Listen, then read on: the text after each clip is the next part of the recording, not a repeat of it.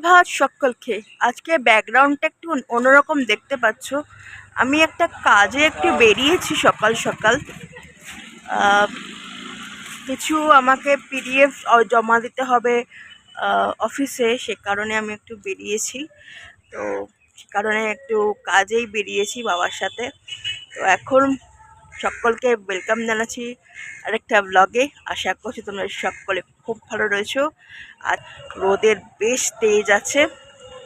আর আমার সামনে বেশ ব্যস্ত আজকের আমরা, কারণ আমি পাড়াতেই থাকি, অন্য জায়গায় আজকে একটু মেন রোডের এখানে রয়েছি।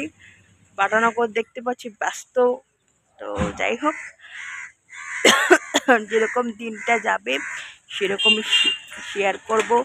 তো বাবা কাজে চলে গেছিলো, তারপরে বাবাকে ডাকলাম যে আমাকে একটু নিয়ে চলো। কারণ তোমরা হয়তো বলতে পারো পায়েল তুমি একা যেতে পারতে না। একা যেতে পারতাম, কারণ কোন দোকানে যাব সেখানে ওঠা নামা, বাবা একটু কথা বলতো যাতে আমার কাজটা একটু তাড়াতাড়ি হতো, সে কারণেই বাবাকে ডেকেছিলাম। ওই কারণে ওখানে গিয়েছি। তো কাজটা এই জাস্ট কমপ্লিট হলো। তো সেগুলো এখন বাড়ি যাব, কাজটা হয়ে গেছে। সব পিডিএফ করলাম। আমার আসলে সব মেডিকেল রিপোর্টগুলো অফিস চাইছে আবার, যে কোনো কারণ হয়তো রয়েছে, সে কারণে আমার সব মেডিকেল রিপোর্ট চাইছে। সেগুলোই সাবমিট করতে হবে। তোমাদের খুলেই বললাম কেন এসেছি। আজ সকাল সকাল মেয়ে আর মেয়ের বাবা একটু ব্রেকফাস্ট করেই একটু বেরোলো আর কি এখন। আর আমিও কাজকর্মে লেগে পড়েছি। তো আগেই অন্যান্য কাজগুলো হয়ে গেছিলো, শুধু বিছানা তোলাটা ছিল না, যেহেতু আজকে তাড়াতাড়ি ব্রেকফাস্ট হয়েছে। তো এই ঘরের ভাবলাম কি এই ঘরের বেড কাভারটা একটু চেঞ্জ করি, কারণ অনেক দিন ধরে এই বেড কাভারটা কাচা হচ্ছে না, ঠান্ডার জন্যই কাচছিলাম না আর কি। তো ওই জন্য এখন বিছানাটাও গোছালাম, আবার বেড কাভারটাও চেঞ্জ করলাম। অনেক দিন পর এই বেড কাভারটা পাতলাম আর কি, ওই জন্য এই বেড কাভারটা চেঞ্জ করে দিলাম। সবই পায়েলের বাবাকে করে দিতে হয়। আর এইখানে এই সব বিছানাপত্র কম্বলগুলো সব থরে থরে গুছালাম, আর বালিশগুলো ঠিক করে রাখলাম। এখন জামা কাপড়গুলো আবার ঠিক করব। এই যে আবারও অগোছালো হয়েছে জামা কাপড়, সেই জন্য এগুলো এখানে কিছুটা আছে, এখানে দেখো কিছুটা রেখেছে, এগুলো এখন গুছিয়ে রাখবো, তারপর রান্না বান্নায় যাব।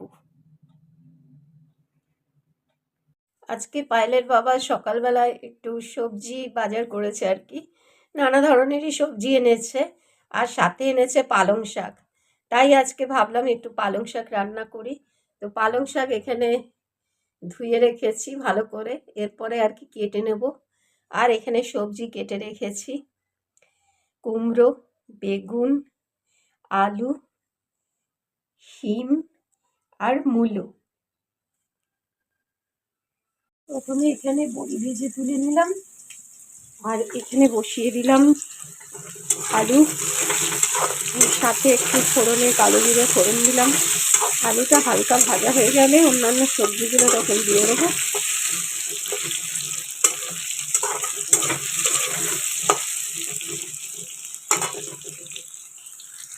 গুলো দিয়ে দিয়েছিলাম, বড়িগুলো তাই একটু জল দিয়েছিলাম, তো তাতে গলে গেছে আর কি।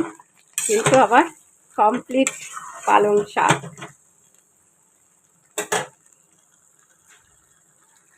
আর এখানে এই পালং শাকটা রান্না করলাম সব সবজি দিয়ে আর কি। আর পালং শাক আজকে এনেছিল, তো সেই জন্য পালং শাক। আজকে রান্না করব ফুলকপি, কারণ ফুলকপি রয়েছে আর কি ঘরে। এটা অনেকদিন আগেই এনেছিল, প্রায় 3-4 দিন হয়ে গেছে। তো ওই জন্য আজকে যেহেতু মঙ্গলবার, সেহেতু আজকে ফুলকপি রান্না করব, সেই জন্য কেটে নিয়েছি। এখন একটু ভাপে বসিয়েছি আর কি সেদ্ধ।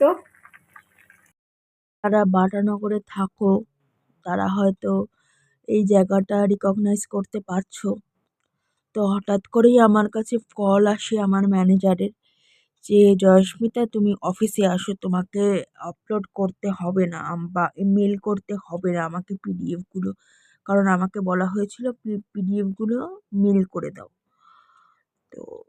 বললো পিডিএফগুলো নিয়ে আসো আমার কাছে, অফিসে দেখা করো, তোমার সাথে বড় ম্যানেজার কথা বলতে চাইছে। তো বললাম ঠিক আছে। তারপরে বাড়িতে এসে স্নান টান করে আর একটা গাড়ি ঠিক করলাম, গাড়ি করে এখন যাচ্ছি।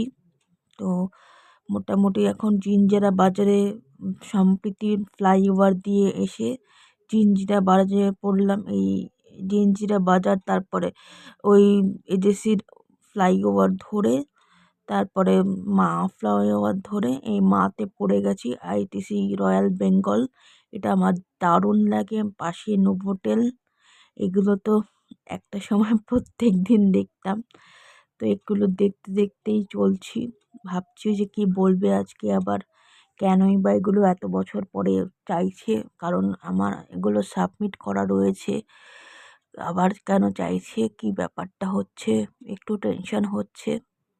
তো দেখা যাক, এখন যাই তো, তারপরে কথাবার্তা হোক, কি বলে শুনি। তো কি বললো নেক্সট ব্লগে তোমাদের জানাবো। তো আজকে খুব ক্লান্ত, তো এখানেই ব্লগটা এন্ড করলাম। ভালো থেকো সবাই, বাই বাই।